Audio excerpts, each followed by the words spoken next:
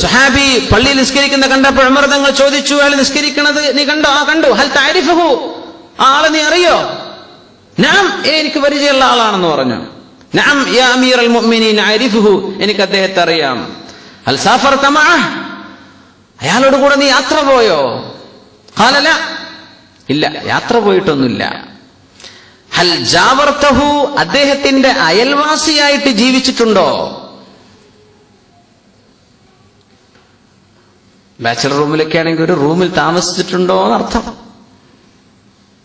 ഖാല ലാ, ഇല്ല, അങ്ങനെയില്ല. ഹൽ ഹകക്തഹു ബിദ്ദിർഹമി വദ്ദീനാർ, ദിർഹമും ദീനാറും കൊടുത്തിട്ട് അവനൊന്ന് ചൊറിഞ്ഞിട്ടുണ്ടോ എന്ന് പറഞ്ഞാൽ സാമ്പത്തിക ഇടപാട് നീ ഇവനുമായിട്ട് നടത്തി നോക്കിയിട്ടുണ്ടോ?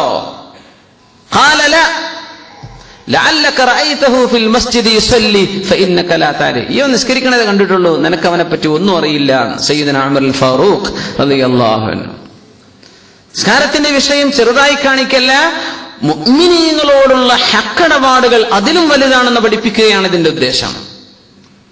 യാത്ര പോകുന്നത് ഭയങ്കര സംഭവമാണ്. കുറച്ചു നേരമൊക്കെ നമുക്ക് പിടിച്ചിക്കാൻ പറ്റുള്ളൂ.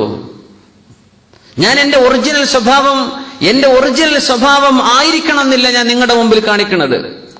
ഇതൊരു വേദിയാണ്, ശ്രദ്ധിക്കപ്പെടുന്ന സ്ഥലമാണ്. കുറെ അഡ്ജസ്റ്റ്മെന്റ് ചെയ്യും. നമ്മുടെ ചെറുശ്ശേരി ഉസ്താദ് ഒരു മസാല പറഞ്ഞു, അല്ലാഹു ദീർഘായുസ്സും ആഫിയത്തും കൊടുക്കുമാറാകട്ടെ. ഒരു പുതിയാപ്പിള കല്യാണം ആലോചിച്ച് വന്നപ്പോ പുതിയാപ്പിളക്ക് ചുണ്ടിനൊരു കോട്ടുണ്ട്. ഇവരെ കുറച്ചു നേരം പിടിച്ചിക്കാൻ പറ്റും. അങ്ങനെ അന്വേഷണം വന്നപ്പോഴും പുതിയാപ്പിളെ കണ്ടപ്പോഴൊക്കെ ഒരു കുഴപ്പമില്ല, ആള് ക്ലിയറാണ്, പിടിച്ചു നിന്നു, അങ്ങനെ നിവർത്തി വെച്ചു.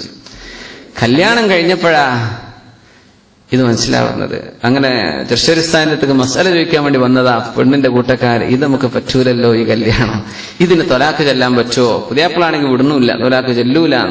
ഞങ്ങൾക്ക് ഫസ്ഖ് ചെയ്യാൻ പറ്റുമോ? ഉസ്താദ് ചോദിച്ചതാ, എന്താ ഈ കുഴപ്പമുള്ള നിങ്ങൾ ആദ്യം കണ്ടില്ലേ? അയാൾക്ക് കുറച്ചേരൊക്കെ പിടിച്ചിക്കാൻ കഴിയുമായിരുന്നു, ഞങ്ങൾ അറിഞ്ഞിട്ടില്ല. പിന്നെ എന്നും പിടിച്ചിക്കാൻ പറ്റുമോ? ഉറങ്ങുമ്പോഴെങ്കിലും മിനിമം അത് ലൂസാവൂലേ? തലാക്ക് പറ്റൂല എന്ന് അതിന്റെ അർത്ഥം. അതിന് തലാക്കെല്ലാം പറ്റൂല എന്ന്, അതൊക്കെ അതിന്റെ മുമ്പ് ചെയ്യേണ്ട വിഷയങ്ങളാണ്. നിക്കാഹ് കൊണ്ട് കളിക്കാൻ പാടില്ല, അതിന് തലാക്ക് ചെല്ലാൻ പറ്റൂല, ഫസ്ഖുമില്ല, ഫസ്ഖിന്റെ കാരണങ്ങളുമല്ല അത്.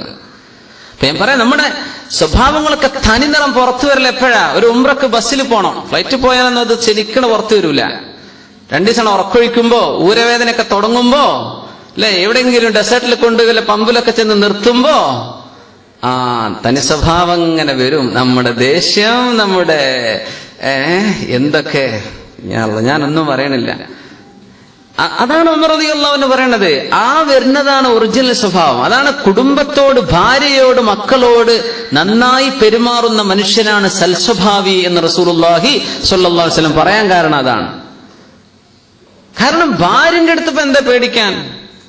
കുട്ടികളുടെ അടുത്ത് ഇപ്പൊ ആരെ പേടിക്കാൻ? അവിടെ ആരുമില്ല. നിന്റെ വീട്, നിന്റെ കുട്ടികൾ, നിന്റെ മക്കൾ. ജനങ്ങളുടെ ഇടയിൽ കുറെ പിടിച്ചു നിൽക്കും നമ്മള്. അവരുടെ അടുത്ത് പിടിച്ചിക്കേണ്ട ആവശ്യമില്ല. അവരുടെ അടുത്ത് നല്ല സ്വഭാവമാണോ, നിന്നിൽ സൽസ്വഭാവമുണ്ടെന്ന് റസൂലുള്ളാഹി സ്വല്ലല്ലാഹു അലൈഹി വസല്ലം. വഅന ഖൈറുക്കും ലിഅഹ്ലി, എന്റെ കുടുംബത്തോട് ഞാൻ ഏറ്റവും നന്നായി പെരുമാറുന്ന ആളാണെന്നും റസൂലുള്ളാഹി സ്വല്ലല്ലാഹു അലൈഹി വസല്ലം.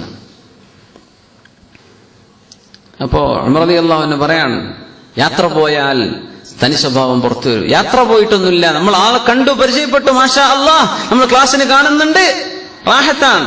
പക്ഷെ ആയിട്ടില്ല, അയാളെ ജഡ്ജ് ചെയ്യാനുള്ള സമയമായിട്ടില്ല. ആളെപ്പറ്റി മോശം വിചാരിക്കണം എന്നല്ല പറഞ്ഞത്. ഒരാളെ പറ്റി ഞാൻ അയാളെ പറ്റി എനിക്ക് അയാളെ അറിയാം എന്ന് പറയാനായിട്ടില്ല.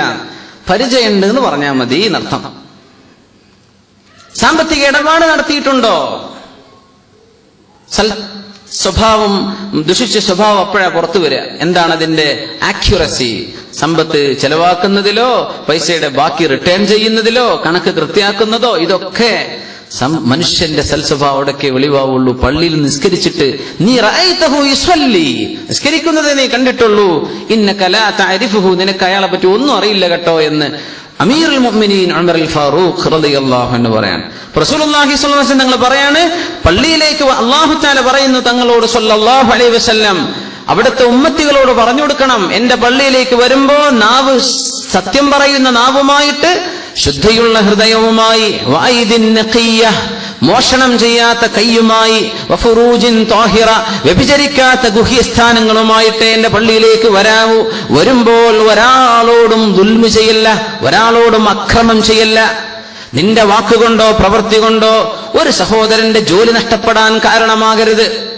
ഇന്നത്തെ സാഹചര്യത്തിൽ നമ്മുടെ ജീവിത ചുറ്റുപാടിൽ ഇതൊക്കെ ഭയങ്കരമായ വിഷയങ്ങളാണ്.